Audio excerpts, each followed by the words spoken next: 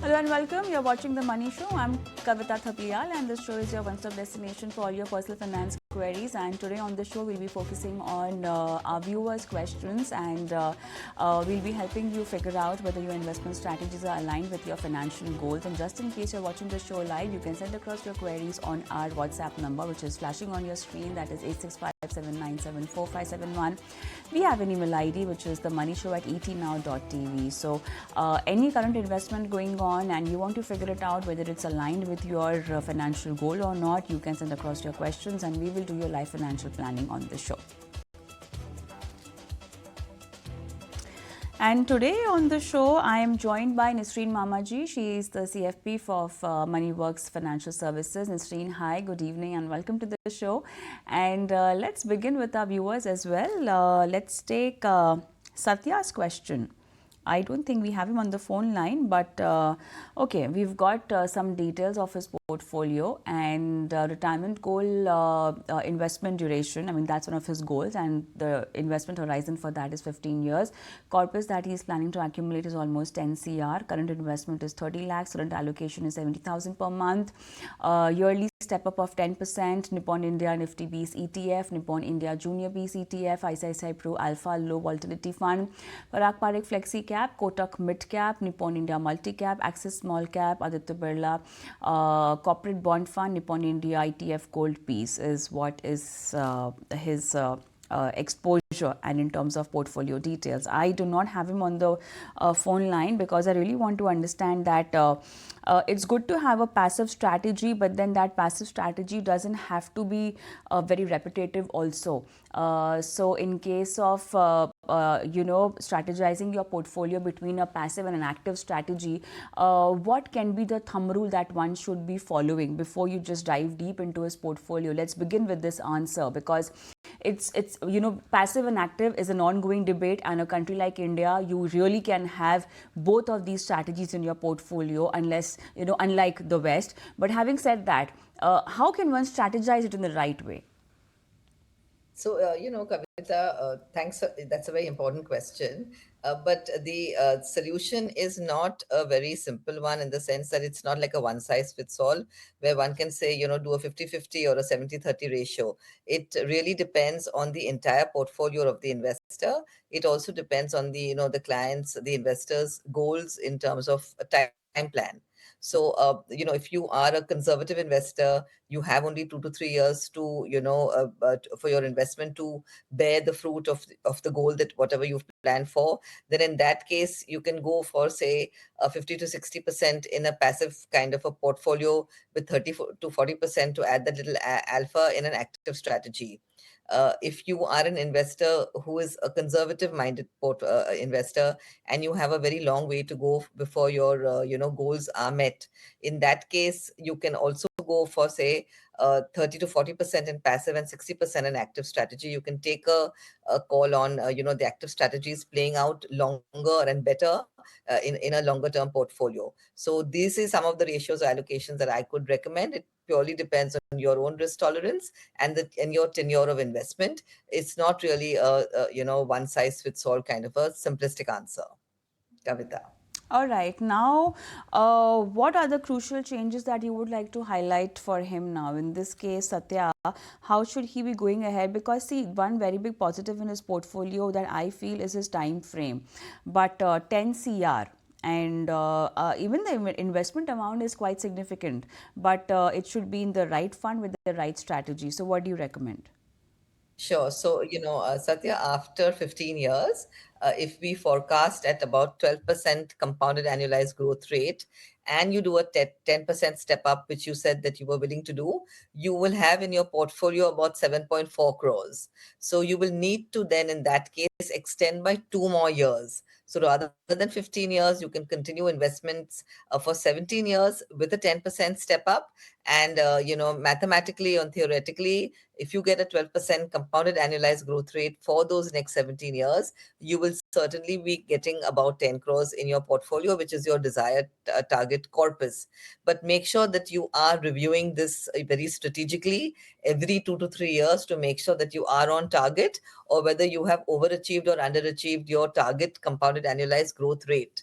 Now, having said that, one can also recommend a few changes to the investment bucket itself.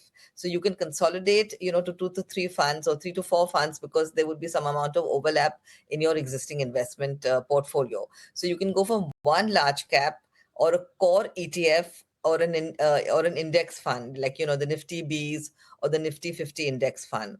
Then you can go for one flexi cap or multi cap, which could be either PPFAS flexi cap or the Nippon multi cap. Either of them is okay. You can go for one mid cap, that is the Kotak mid cap, that's fine, and one small cap. So you can switch from Axis small cap to SBI, Nippon, or Quant. Either of these three are okay as per their recent performances. Then reduce your debt and gold allocation for growth. So you are currently investing about 20% in debt and gold, which is okay for a conservative approach. But if you have a 10 crore target, you may need a little more equity. So what you can do is reduce your debt and gold from 14,000 to 10,000 rupees SIP. And so your debt can be 5,000 rupees in a short term or in a dynamic bond, and gold can be about 5,000 rupees. As you near retirement, you can increase your debt allocation if you want to be safer at that point of time. And also, optionally, you can add a little bit of international equity. You can go in for, the Kotak Global Innovation Fund, say about 5,000 rupees, which could be a shift from the debt on the gold, strategies that you're following now. So for your suggested target allocation would be equity about 85 to 90%, and debt stroke gold about 10 to 15%. And of course, you must step it up every 10%, every year by 10%, as already mentioned by you. That's an excellent strategy. And, all the best for your 10 crore goal. All right. We don't have him on the phone line, but I hope that he got his strategy set and all his question answered. But then let's move on. And Nisreen, let's take Kamal Gupta's question. He wants to create wealth and can invest for 10 years. Monthly SIP is 50,000 going on in ICICI Pro Large Cap, Parag Parikh Flexi Cap 90,000, Nippon Multi Cap 45,000, SBI Contra 45, Kotak Emerging Equity again 45, SBI Small Cap, HDFC Balance Advantage, ICICI Multi Asset, HDFC Flexi Cap. These are the funds, and how much will he be able to accumulate in 10 years is what he is asking first. He's 54 years old and a moderate risk taker. He says he's a moderate risk taker, but then look at his funds. He's got an out-and-out equity and a very aggressive approach. I think maybe he can taper it down, a few years down the line. Well, we don't know about his exact requirement, but yeah, how much can we factor in? What's the calculation saying? So the calculations are saying typically that after 10 years, at 12% compounded annualized growth rate, Okay. he will have about 10 crores as his target corpus. Okay. So his query is, what will my target corpus be? So it will be around 10 crores after 10 years, sorry, at 12% compounded annualized growth rate. Now you're already 54 years old and you said you are a moderate risk taker. So I'm in that sorry, I sense, will stop you because I've got Kamal on the phone line with me. So let's just take more details and let's get clarity. Kamal, hi, good evening. Thank you so much for taking our call. Hi. Good evening, Kavita ma'am. Hi. I have shared out, I'm 54-year-old with moderate risk-taking capability. Yes, sir. And yes, sir. I want to build a wealth around. So based on that, I have shared the mutual funds So, I'm planning to sir, grow. we've got the portfolio. We were discussing about your portfolio only, and the calculation so far with 12% CAGR says 10 crores. That's the number Nisreen has given us. I just wanted to understand, is this your retirement portfolio, sir? Yes, ma'am. This is going to be the retirement portfolio, ma'am. Sure, because you're saying you're a moderate risk taker, sir, but your funds are very aggressive. Your approach is completely equity oriented. Okay. Yeah, so do you want to continue in these funds only, or you want to reduce the risk in your portfolio? It's a retirement goal you mentioned. 10 CR is the amount so far that you can accumulate with the current investment. How can we help you further? In what way? Yeah. Yeah, then if you could guide me, besides these funds, I already have a corpus in direct equity as well as in already accumulation of funds around. Okay. So, but idea was to moderate the risk around. So if you could guide, Sure. if any change in funds is required. Sure. All right, so let's just taper down the risk then, Yeah. Nisreen. So, but then, having said that, I wanted to know, Nisreen, Yeah. if you reduce the risk, the 10 CR corpus accumulation will also come down then, because so far Not it. to a large extent, because we are looking at about 12%, which we can also achieve, through hybrid or dynamic asset Okay, allocation we fund. can. Sure. Sure. Yeah. Okay. So, Okay. Yeah. we have estimated on the lower side, Huh. with the small cap and higher skew towards the large mid cap.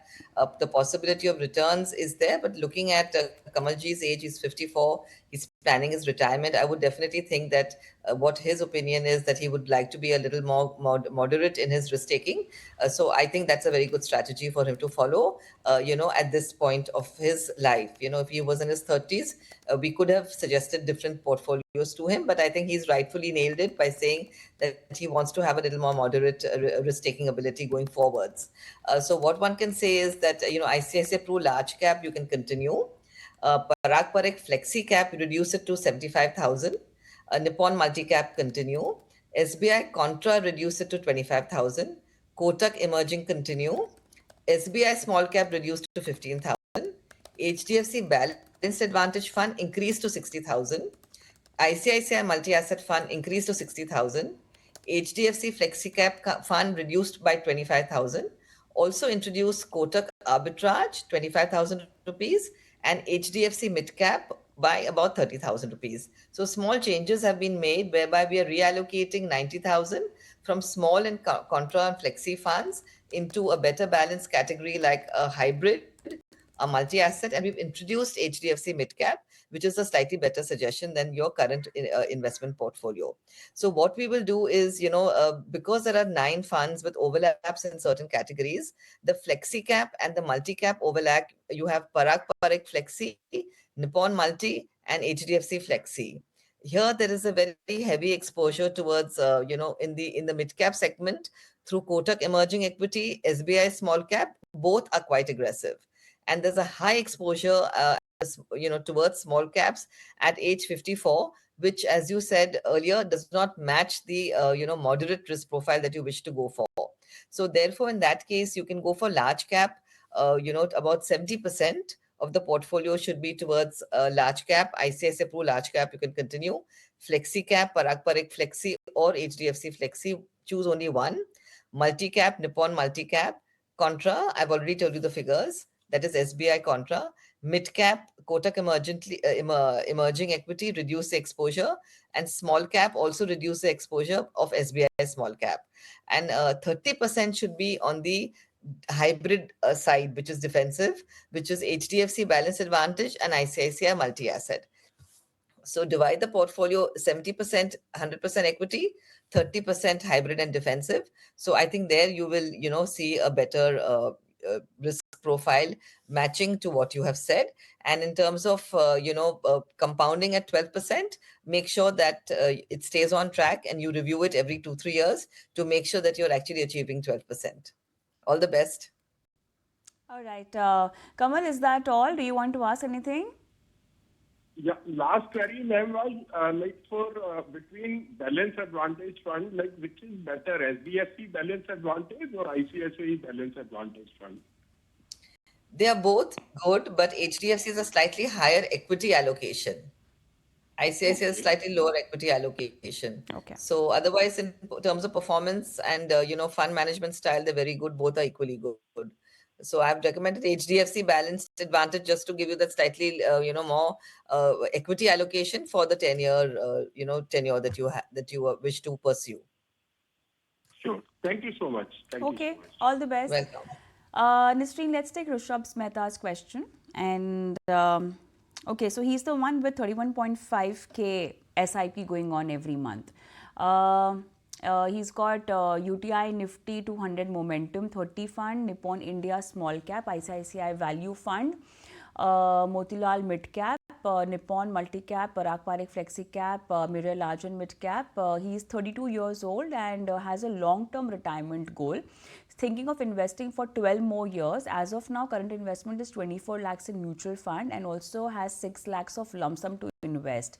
And so that's the plan. Retirement is the goal and lump sum investment also to be done. The fund mix looks okay to you? Yeah, it does look okay to me. It's fine. He can continue, because it's fairly well balanced in all the categories that he wanted. So basically, after 12 years at 12% CAGR, he will be expecting about 2 crores in his portfolio. And if he's adding another 6 lakhs investment at a lump sum investment, he can expect a little more, about 2.5 crores. So what I would recommend is, how to invest the additional amount. You can go for 2.5 lakh Parak Parak Flexi Cap, 2.5 lakh Nippon India Small Cap, and 1 lakh in ICICI Value Fund. So that additional 6 lakhs is what you are planning to invest, and your total corpus will be about 2.3 crores at the end of the 12-year period. Provided that 12% compounded annualized growth rate target is actually met. But you can continue with all the funds: UTI Nifty 200, 30 Fund, Nippon India Small, ICICI Value, Motilal Mid Cap, Nippon Multi, and Parak Flexi, Mirai Large and Mid. All those funds are fairly very well recognized, and you can continue all those SIPs. And this is how I would expect you. I would suggest that you invest the lump sum, the 6 lakh rupees. So all the very best, Rushabh. Any other queries? All right, Nisreen, that's a solution and the portfolio planning for Rishabh Mehta. But then let's take Vikas' question. Now, Vikas wanted to ask for a 20-year investment horizon portfolio in mutual funds. And also, a very interesting part of his question is what is better, lump sum investment in mutual funds or SIP investment?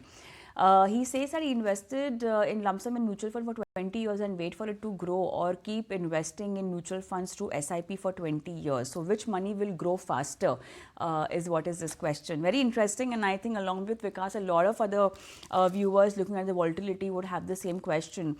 So SIP, as we all know, it's a disciplined way of putting money in the markets. Okay, one can use both strategies of investing, but having said that, people who don't have chunks of money, or a lot of time when we just keep waiting and keep accumulating the right kind of amount to invest in the market, we have missed the bus. This also happens. So SIP is that kind of a feature that gives you that flexibility to invest even in smaller chunks.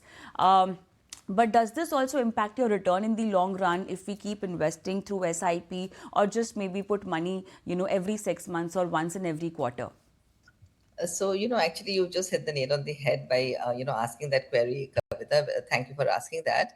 So, typically, as an SIP investor, you get the benefit of rupee cost averaging. That means if the market is down on a certain month of your investment, you will gain more units. So, at the end of the term, a person who has invested through SIP will always have more units.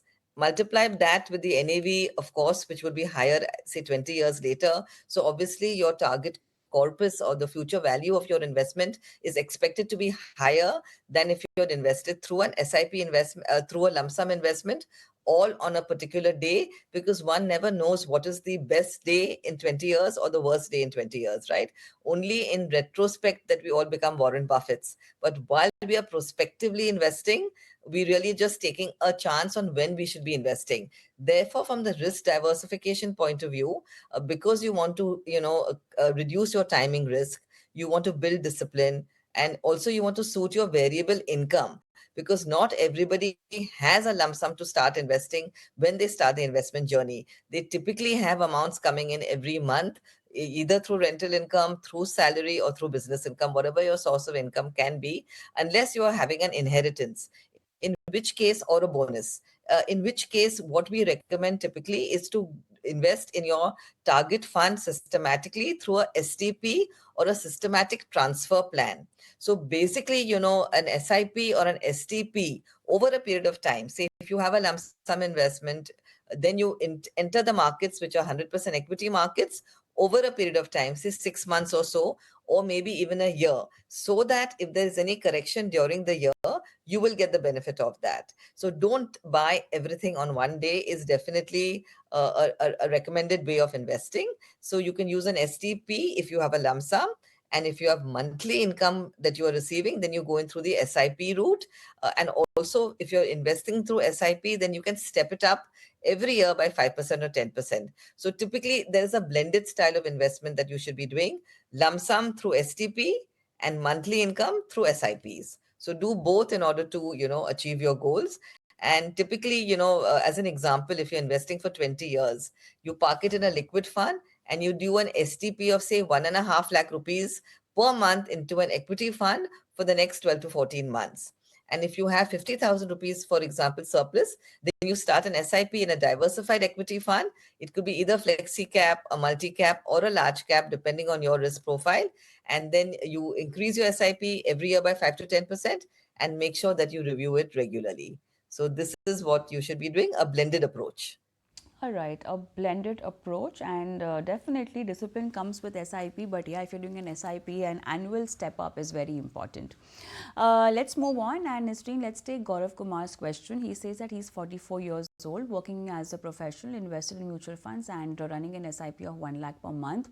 Want to know whether SIPs are balanced or needs any change. I think Parag Parikh Flexi Cap, HDFC Balance Advantage, UDI Index, Motilal Oswal Mid Cap, and Bandhan Flexi Cap, Mid Asset Large and Mid Cap is in his portfolio.